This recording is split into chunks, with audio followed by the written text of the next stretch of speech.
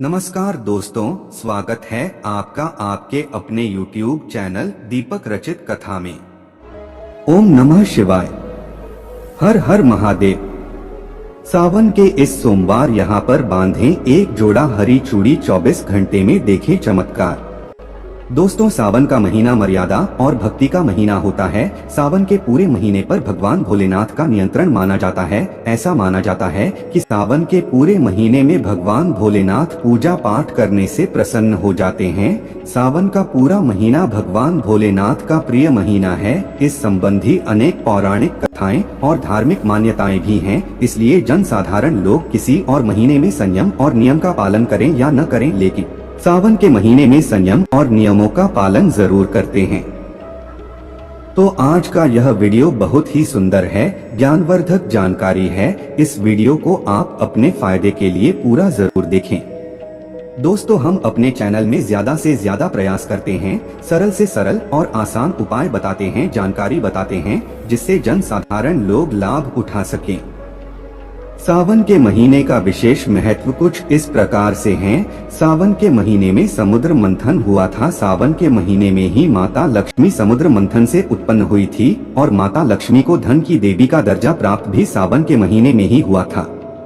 सावन के महीने में भगवान भोलेनाथ भूलोक पर आ जाते हैं और भूलोक पर जिनके घर में यथावत शिवलिंग रखे गए होते हैं, उनके घर भगवान आंशिक रूप में जरूर आते हैं। इस मास में भगवान विष्णु योग निद्रा में चले जाते हैं, तो सृष्टि का संपूर्ण कार्यभार भगवान भोलेनाथ के ऊपर होता है। दोस्तों, आज हम बताएंगे किस वृक्ष पर बांधें 2 जोड़ा हरी चूड़ी, जिससे आपकी हर इच्छा शीघ्र पूर्ण होगी।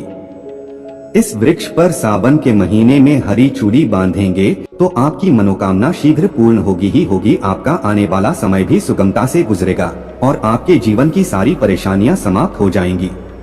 तो यह जानकारी बताने से पहले, अगर आप भोलेनाथ जी को सच्चे दिल से मानते हो तो इस वीडियो को लाइक करें और चैनल को सब्सक्राइब करके कमेंट में हर हर महादेव जरूर लिखें। दोस्तों, भगवान भोलेनाथ को यह 3 वृक्ष अत्यंत प्रिय हैं और इन वृक्षों की पूजा करने से शिव पूजा करने समान फल प्राप्त होता है। दोस्तों, इन वृक्षों के बारे में शास्त्रों में यह भी कहा जाता है कि मनुष्य जाति के कल्याण के लिए स्वयं भगवान भोलेनाथ और माता पार्वती इन वृक्षों के रूप में भूलोक पर अवतरित हुए थे, अर्थात उन्होंने भूलोक पर जन्म लिया था। पहले जानते हैं सावन में हरी चूड़ी का महत्व है। दोस्तों, हरा रंग सौभाग्य और उल्लास का प्रतीक माना जाता है, जो मन को शीघ्र आनंदित करता है। हरा रंग प्रकृति का स्वरूप माना जाता है। माता पार्वती प्रकृति हैं और भगवान भोलेनाथ को पुरुष माना जाता है। सावन में भगवान शिव जी को चढ़ाया जाने वाले बेलपत्र, धतूरा, भांग और 2 हरे रंग के होते हैं। प्रकृति निर्माण करने वाले भगवान भोलेनाथ हरे रंग से अति शीघ्र प्रसन्न होते हैं। सावन में जो महिला हरे रंग की चूड़ी पहनती है, हरे वस्त्र धारण करती है, उसे अखंड सौभाग्य की प्राप्ति होती है। इसलिए कहा जाता है कि जितने भी माता बहनें हैं, उन्हें पूरे सावन के महीने में हरे रंग की चूड़ी जरूर पहननी चाहिए, हरे वस्त्र धारण करने चाहिए। सावन के महीने में जो माता बहनें ही भगवान भोलेनाथ की पूजा करती हैं, शिव पूजा करती हैं, ऐसी माता बहनों को हरे रंग का वस्त्र ही धारण करना चाहिए, कदापि लाल रंग के वस्त्र धारण नहीं करना चाहिए। माना जाता है कि लाल रंग के वस्त्र धारण करने से भगवान भोलेनाथ नाराज हो जाते हैं। तो दोस्तों, इस वृक्ष पर किसी भी सावन के सोमवार के दिन जरूर बांधें हरी चूड़ी। आपका दुर्भाग्य सौभाग्य में बदल जाएगा। कैसे भी परेशानी हो, आपकी गरीबी हो, कष्ट हो, कलह हो, तकलीफ हो, जीवन में सारी समस्याएं शीघ्र समाप्त हो जाएंगी। और केवल एक ही सोमवार के दिन अगर आप यह उपाय करते हैं, हरी चूड़ी वृक्ष पर बांटे हैं, तो आपके जन्म जन्मांतर उपाय करने से मनोकामना पूर्ण होगी। तो दोस्तों, वो कौन से वृक्ष हैं, आइए जानते हैं। पहला वृक्ष है शमी का वृक्ष। शमी के वृक्ष के बारे में ध्यान से सुन लें तो शमी के वृक्ष को माता पार्वती और भगवान भोलेनाथ का मिश्रण स्वरूप कहा जाता है। इसलिए दोस्तों, शमी के वृक्ष को उमा महेश्वर वृक्ष भी कहा जाता है।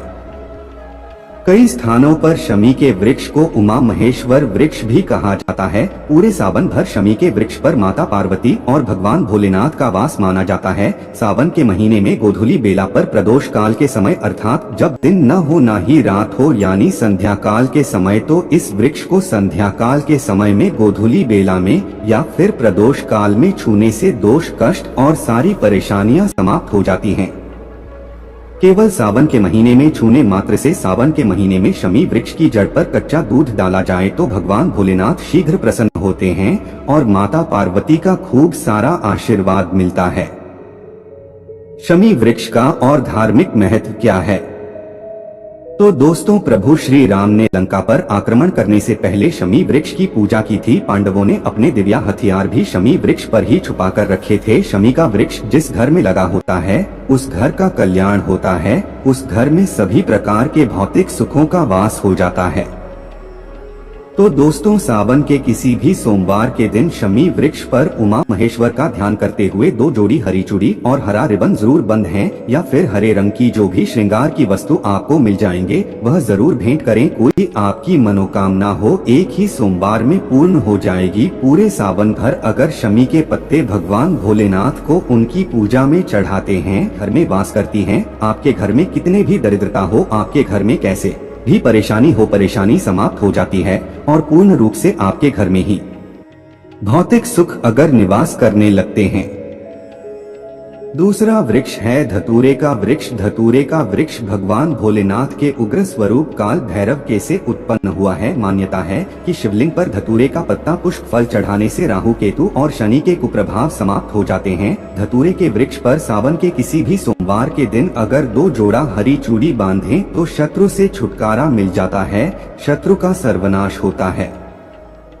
दोस्तों, अगर सावन के किसी भी शनिवार के दिन धतूरे के वृक्ष पर बाबा काल भैरव का अध्ययन करते हुए भरी चूड़ी बांधी जाए तो घर से भूत प्रेत बाधा भस्म हो जाती है। छोटी सी धतूरे की जड़ घर के किसी भी कोने में अगर छुपाकर या फिर खनन कर जमीन में दबा दी जाए, गाड़ दी जाए तो भूत प्रेत इत्यादि की बाधा समाप्त हो जाती है। दोस्तों, तीसरा वृक्ष है बेल का वृक्ष। स्कंद पुराण में स्पष्ट लिखा है कि बेल का वृक्ष माता पार्वती के पसीने से उत्पन्न हुआ है। जब माता पार्वती का पसीना मंदराचल पर्वत पर गिरा तो उसने बेल के वृक्ष का स्वरूप ले लिया। माना जाता है कि बेल के वृक्ष का दर्शन करने मात्र से व्यक्ति के पाप मिट जाते हैं। वरिष्ठ करते हैं तो जीवन की सारी समस्याएं मिल जाती है।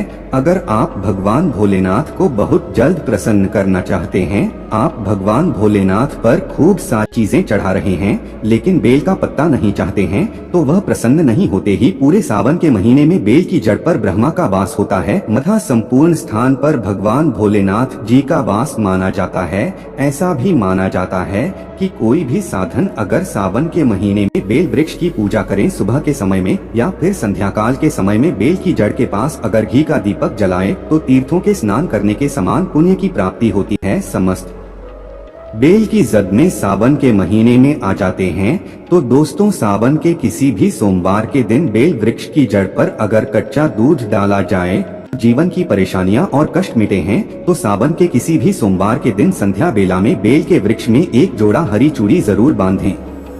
संध्या बेला में ही क्यों? तो दोस्तों, संध्या बेला को ही प्रदोष काल कहा जाता है।